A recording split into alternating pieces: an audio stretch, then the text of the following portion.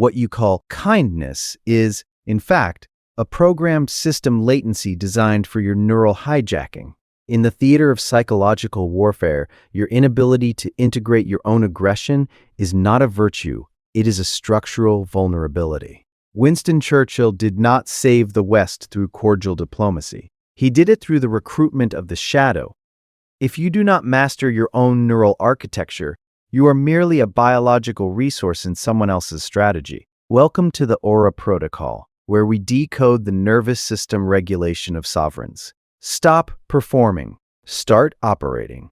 Most men in high-ticket environments, investors, C-levels, strategists, are currently suffering from a slow erosion of their frame dominance. You have been conditioned to believe that agreeableness is the price of entry. It is not. It is the cost of your extinction. Today, we rebuild your internal operating system. We are constructing the shadow fortress. Most people believe that success in high-pressure environments depends on conventional emotional intelligence. It does not.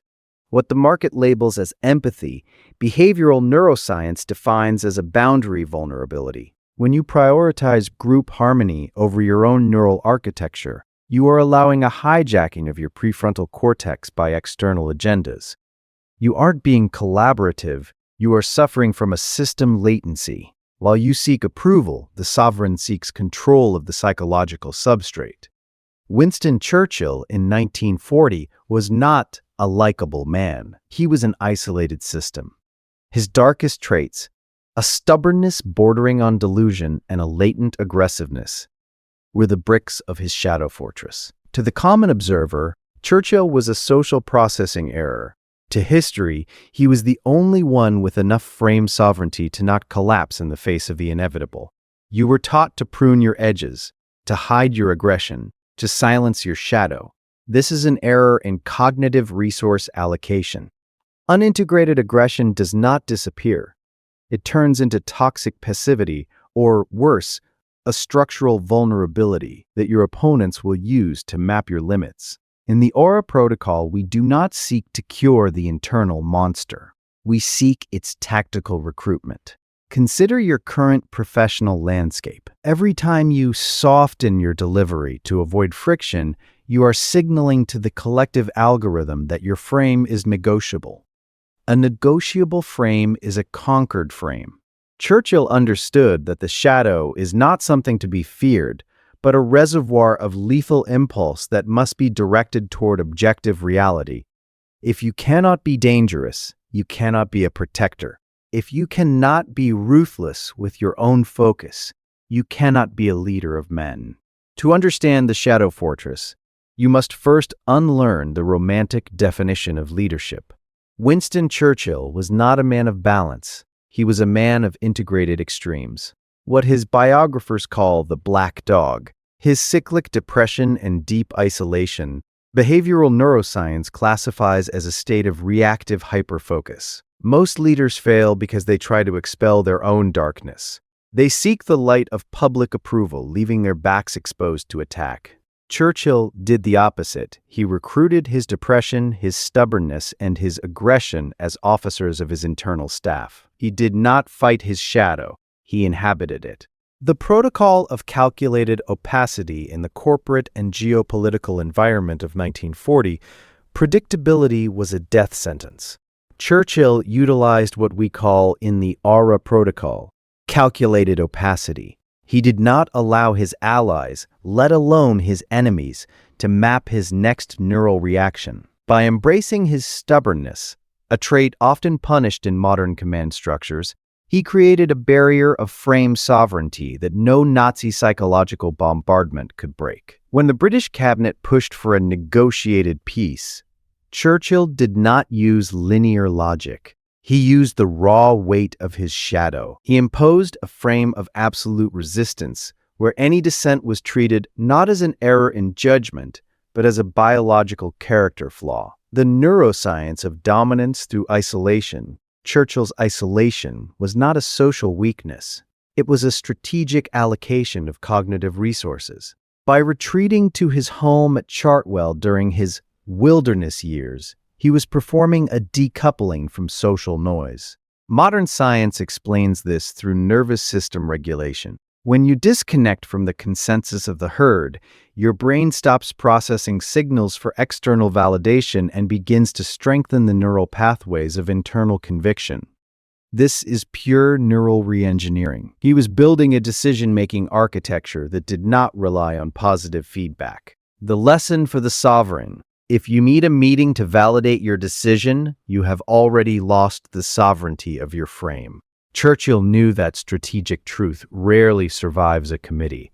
The shadow is individual. The light is collective. If you want to be an elite resource, learn to operate in the dark. Furthermore, his use of the shadow allowed for a high degree of perceptual control. By being difficult, he filtered out the weak. Only those with a similar level of neural stability could survive in his orbit. This created a high-density executive environment. In your life, being difficult is a diagnostic tool. It reveals who is there to use your resources and who is there to support your architecture. Winston Churchill's biography is not a history book. It is a case study in behavioral neuroscience applied to species survival. To build your own shadow fortress, you must understand the biological substrate that sustains your resistance to chaos. What separates the sovereign from the biological resource is the integrity of his neural architecture. Amygdala hijack and the warframe. Most leaders, when subjected to psychological bombardment, be it literal or corporate, suffer from what science calls an amygdala hijack. The limbic system takes control, prioritizing immediate safety and social acceptance. Churchill was biologically immune to this. His voluntary exposure to danger and isolation over decades reconfigured his circuits of nervous system regulation, while the British cabinet processed the fear of invasion as a signal to negotiate. Churchill's brain processed the same stimulus as an imperative for frame dominance. He wasn't feeling less fear. He possessed a decision-making architecture that utilized cortisol as fuel, for clarity, not paralysis. In the Aura Protocol, we call this cognitive resource allocation in shock states, the neurobiology of stubbornness. Executive function.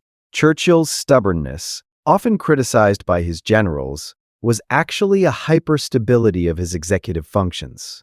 A sovereign's prefrontal cortex must be capable of maintaining a long-term objective even when all external sensory signals indicate collapse. This is high-performance neural processing. By holding the victory frame in 1940, Churchill was not just making a speech. He was projecting his own neural architecture onto the nation. He acted as a pacemaker for the UK's collective nervous system. If the leader does not waver, the system stabilizes. If the leader seeks consensus, the system enters fibrillation. The hidden cost of agreeableness here lies the clinical diagnosis for you. Your need to be agreeable or collaborative is degrading your attention control. Every time you yield to an external frame to avoid conflict, you are training your brain for submission. Neuroplasticity is a two-way street. If you practice conformity, your neural architecture becomes malleable, weak, and predictable. Churchill knew that strategic aggression, the lethal impulse, was the only antidote to social entropy. He did not allow interference in his internal operating system. He protected his time, his sleep, and his diet with military discipline, knowing that frame sovereignty starts with basic biology. The shadow as a neural shield shadow integration, shadow work, acts as a frequency filter. When you recruit your traits of isolation and aggression, you create a layer of calculated opacity that prevents opponents from manipulating your emotional triggers. A man who has embraced his own shadow cannot be emotionally blackmailed. He does not fear disapproval because his source of validation has been moved inside the fortress. Churchill was unshakable because his shadow fortress was self-sufficient. He didn't need the world to agree with him to know he was right. He inhabited a frame so dense that external reality was forced to bend to his gravity. Now that we have decoded the biology and realpolitik behind the shadow fortress, theory must give way to operation. Knowledge without application is just another form of system latency. To transition from a biological resource to a sovereign architect, you must install what we call the Churchill Protocol. Module 1. The Cold Response Protocol in the Theater of Corporations and High Spheres of Power. Silence is your most potent firewall. Churchill used pauses that destabilized his interlocutors. He did not respond to the other's frame. He waited for the other's frame to collapse under the weight of the vacuum. The operational rule: never explain a strategic decision. Explanation is a form of neural submission. It is an implicit request for permission. When questioned about your stubbornness or strategic aggression, do not defend yourself. Use calculated opacity. Let silence act as a mirror for the opponent's insecurity. If you keep your frame static, the world is forced to orbit around you. Module 2. The Tactical Mask. Adaptive Persona. The Shadow Fortress does not mean total isolation, but total control over what is projected. Churchill was a master of image, the cigar, the V sign, the hat. This wasn't vanity. It was a tactical mask. He projected a caricature of himself to distract the public while his mind operated at levels of shadow recruitment that few could endure. In your context, this means deploy an adaptive persona. Be the collaborative professional when necessary, but keep your internal neural architecture inaccessible. What they see is the interface. What you are is the source code. Never confuse the interface with reality. Module 3. Command isolation.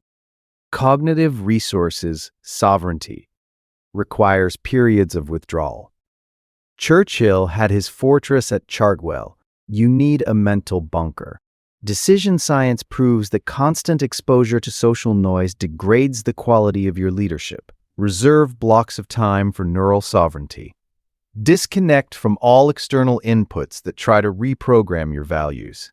If you cannot be alone with your shadow for 4 hours without feeling anxiety, you do not have a fortress. You have a prison cell. Real freedom is the ability to sustain your own frame in a vacuum of validation. The architect's verdict, Winston Churchill, was not loved for being a good man. He was respected for being a necessary man. History does not reward conformity. It bows before frame sovereignty. Many of you watching feel the weight of exhaustion. This exhaustion is not overwork. It is the energy cost of pretending you don't have a shadow. It is the fatigue of trying to be the useful resource for people who do not respect your architecture. Stop performing. Start operating. The Aura Protocol is not about feeling better. It is about being the architect of your own reality. Churchill turned his darkness into a beacon for the world. You must turn yours into a containment wall. Tactical aggression, productive isolation, and sovereign stubbornness are not sins. They are the pillars of your invulnerability. Psychological warfare is not one with arguments. It is one with the density of your frame. If your fortress is deep enough, the enemy won't even find the front door. The question is not whether you have a shadow. Everyone does. The question is, are you the master of your shadow or its victim? Choose your protocol. The Aura Protocol. Sovereignty of frame. Dominance of reality.